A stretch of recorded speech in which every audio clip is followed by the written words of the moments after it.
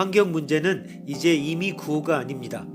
자동차만 해도 주요 도시에서 내연기관은 몇 년 내로 사용 금지가 되고 선박도 저급연료 사용이 금지됩니다. 멀리 있는 문제가 아니라 바로 우리의 생활과 산업에 영향을 주고 있습니다.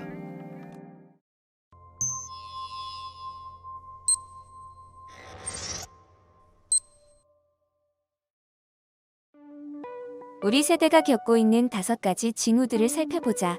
1. 급격한 인구 증가로 인해 최소한의 생활 수준조차 유지할 수 없을 지경이다. 2. 심각한 지구화학적 변화가 일어나고 있다. 3. 독성 화학물질로 인해 장기적 위험이 나타나고 있다. 4. 전 세계적으로 전례가 없었던 생물 혼합이 일어나고 있다. 5. 전 세계 생물종의 숫자가 급격히 줄어들고 있다. 월드워치 연구소의 지구환경 보고서의 내용이다. 이런 환경위기의 근거는 합리적인가?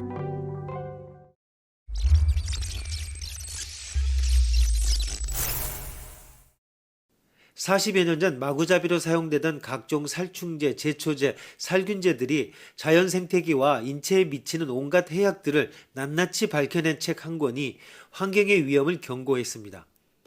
새봄이 찾아와서도 새소리를 들을 수 없다면 그것을 어찌 봄이라 하겠는가?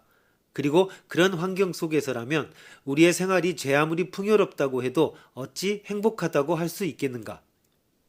그 후 세상은 과연 어떻게 변했을까?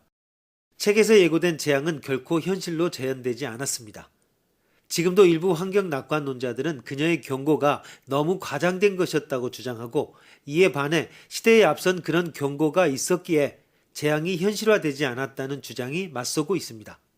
서구학계에서는 1990년대에 들어서면서부터 그동안의 환경위기론이 너무 과장된 주장이 아닌가 하는 회의론이 등장했습니다. 먼저 환경위기론자들은 과거 200년 전에 제안된 멜서스의 이론에 지나치게 집착하여 인구 성장 속도는 크게 늘려잡은 반면 식량 증산의 속도는 너무 낮춰잡는 실수를 저질렀습니다. 세계의 식량 생산은 현대식 영농 기법과 관계시설의 확대 등에 힘입어 비약적으로 증대된 반면 인구 증가율은 피임법의 확산, 다산 풍조의 기피 등 사회 경제적 요인들의 영향으로 극적으로 낮아졌습니다. 다음으로 환경위기론자들은 경제이론과 과학기술의 혜택을 과소평가했습니다. 1960년대에 농업 생산을 위해 사용한 토지는 별로 늘지 않았지만 식량 생산량은 두세 배나 증대되었으며 화석에너지, 광물, 목재류 등의 산업 원료들에 대한 수요는 지난 반세기 동안 별로 증대하지 않았음에도 인류의 물질 생활은 크게 개선되었습니다. 마지막으로 환경위기론자들은 인간의 스스로 개선하고자 하는 노력과 의지에 대해서 외면한 듯합니다. 환경위기론이 적시에 제기됨으로 해서 인류는 환경기술을 발전시키고 에너지와 자원의 낭비를 억제하고 또 나아가서 범지구적인 환경 보존에 적극적으로 동참할 수 있게 되었습니다. 이런 인류의 자정의지를 너무 과소평가하여 환경위기론자들은 위기의 도래를 필연적인 과정으로 인식하는 오류를 범했습니다.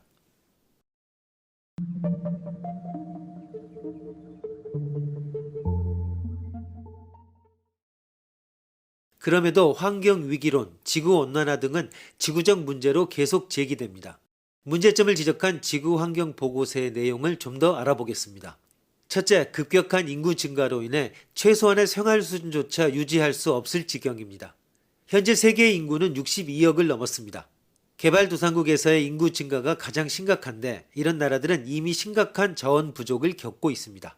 둘째, 심각한 지구화학적 변화가 일어나고 있습니다. 어떤 오염물질은 생태계에 중요한 조절 기능을 하는 지구화학적 순환 구조를 바꿔놓고 있습니다.